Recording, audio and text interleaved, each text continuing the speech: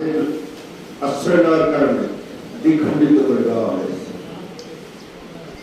অনেক ঘটনা রয়েছে, কাউকে আগুনে নিক্ষেপ করা হয়েছে, কাউকে দেশ থেকে তাড়িয়ে দেওয়া হয়েছে।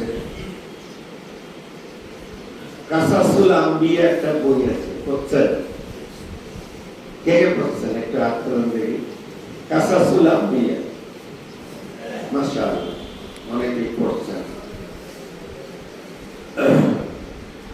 ইসলামী আন্দোলন, আপনারা যারা সম্মানিত সহযোগী সদস্য, আপনারা নিশ্চয় একটা ফরম পূরণ করেছেন, তাই না? এমনি আসছেন এখানে। এদেশের ইসলামী আন্দোলন, বাংলাদেশ জামাত ইসলামী জনশক্তির একটা স্তর আছে, স্টেজ আছে। সবাই তো বাংলাদেশ জামাত ইসলামীতে আসার সৌভাগ্য অর্জন করতে পারেননি। আল্লাহ তাআলা আপনাদেরকে দ্বিতীয় স্টেজে আসার সুযোগ দিয়েছেন, আলহামদুলিল্লাহ।